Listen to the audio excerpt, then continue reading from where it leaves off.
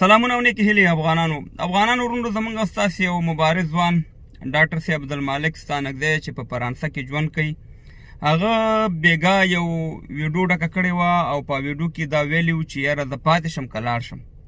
نو الحمدلله د هغه په پیج کې او زما په پیج کې سخت زیات کمنټونه دا راغلي و چې تقریبا چې ته پاتې شه.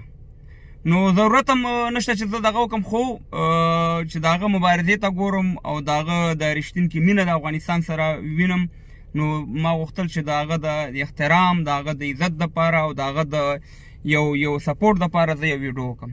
نو ډاکټر صاحب عبدالمالک ستانکزی صاحب، ته د افغانستان افتخار یې، په تا باندې موږ ویاړ کوو، په تا باندې موږ فخر کوو. هېڅکله دا فیصله ونه کړي چې ته مبارزه پرېږدي او نه د افغانان پرېږدي، ځکه ستا میسج، ستا مبارزه رښتونکې مبارزه ده. ستا میسج او داسې نور مبارزین ستاسې په وجه باندې په لکاو په میلیونهاو افغانانو ځوانانو ذهنونه خلاص کړه.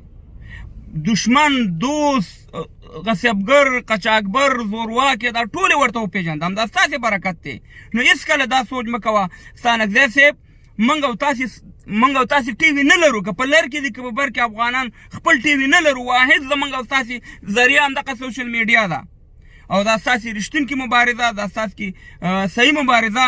ډېر افغانان ته شعور ورکو.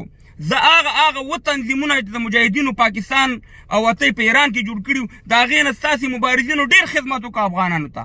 تاسې د افغانانو د ځوانانو ذهنونه خلاص کړه.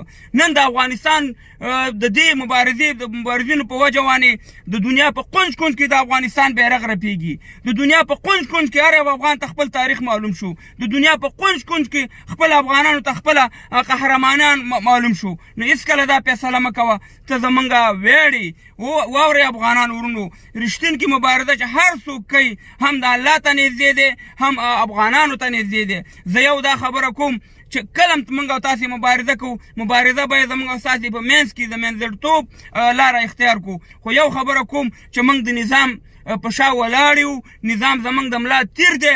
هر څوک چې د نظام د ماتولو، هر څوک چې د نظام د ورانولو کوشش کوي، هغه هم د اسلام دشمن دی، هغه هم د افغانانو دشمن دی. د هغې په مقابل کې به موږ ودرېږو.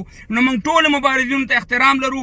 همدغه مبارزینو چې کار یې وکړو، الحمدلله نن ځوانان خپل دود، دشمن، دغه ټول زورواکي او دغه پېژني. نو ستا مبارزه چې د ستانکزی صاحب داسې وه چې موږ ټس او ون ډے شروع کړی، لکه په کرکټ کې چې ټس او ون ډے شروع کړي او ورپسې بیا د 2020 راووتو چې زر فیصله کېږي په 16 اورو میچ. نو ستا یو منټ مبارزه چې ده دغه لري.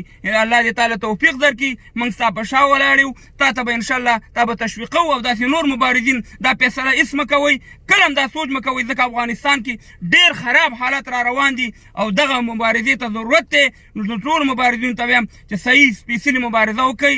چاته به بې احترامي، کنځلې، بدې ردې یا د عالم بې احترامي په کار نه ده. نور خپله مبارزې ته دوام ورکوئ، ځکه چې موږ ټي وي بل نه لرو، دغه واحد ټي وي دی. او د دې تبلیغاتو په وجه باندې زموږ د غازي امان الله خان حکومت لاړو، زموږ د داود خان حکومت لاړو، د ډاکټر صاحب نجیب حکومت لاړو. نو کوشش وکړئ چې خپلې مبارزې ته هم دوام ورکړئ، صحیح مبارزه وکړئ، بدې ردې مې ووایي.